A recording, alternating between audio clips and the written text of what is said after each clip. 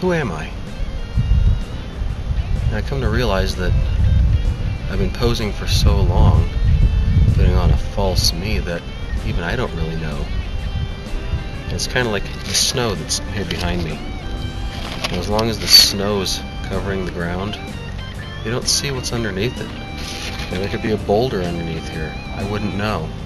Because there's something covering it, something that's false. Something that looks good, looks white, looks clean. This particular area's got a little bit of dust and grime on it because it's near the parking lot. And sometimes we get dust and grime on our false self too. But really, is that who I am? No, there's something else underneath there. What is that? What is it that's underneath the surface? What is it that makes me, me? I really don't know. I do know that God said that He paid a high price for me. I heard Him say that distinctly. I also heard Him say, I'm beloved. That's something to work with. That's something that is a foundation to start with. But who am I? Well, let's see if we can find the answer out together. Because I really don't know. But with God's help, I will.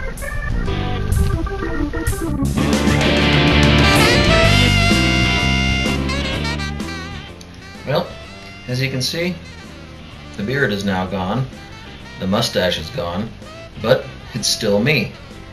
Underneath that fur, whatever was there is still me. Just like whatever was underneath that snow in Colorado is still there. Whatever it was, it's still that thing. Could have been a boulder, could have been a trash can, could have been the carcass of an animal, but it's still there. So what is the core of me? Who am I? Do I really know who I am? Do you know who you are? The question is really, do I have what it takes to be a man? Now, do I have to put on a different hat to determine what my identity is?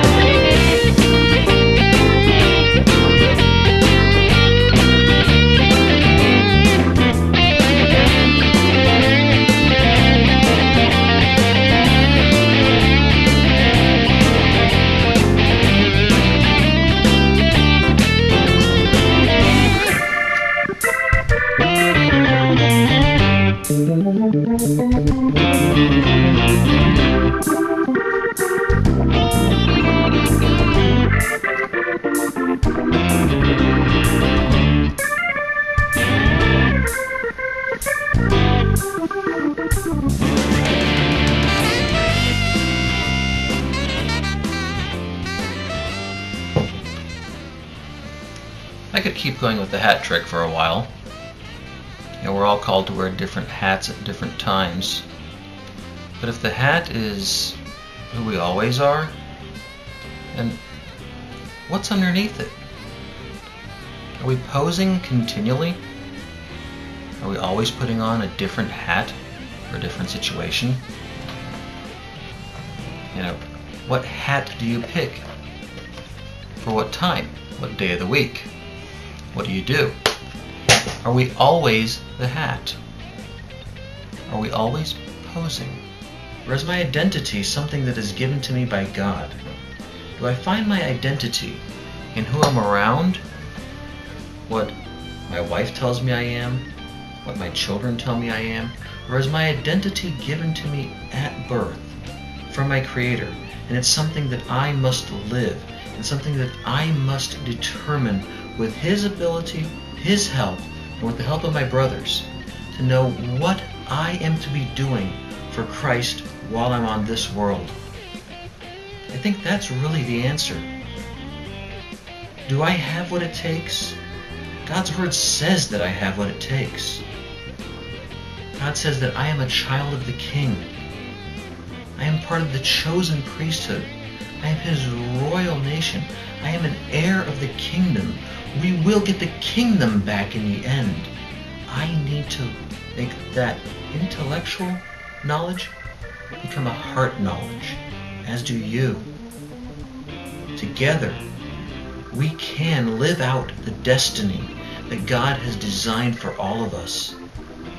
That poser, hiding behind what we know and what we don't know and trying to obscure those lines, that can be put aside if we're willing to be honest, open, and transparent with at least a few people that we allow into our inner circle of friends and confidants.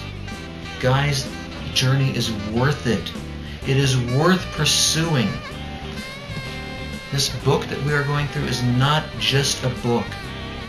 Being wild at heart is how God built us, how he designed us to be. We are to be free to live for him as his creation, as he intended us to be.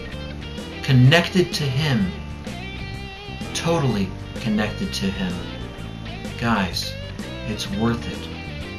Now, let's go ahead and see what John Eldredge and his team has to say about the poser.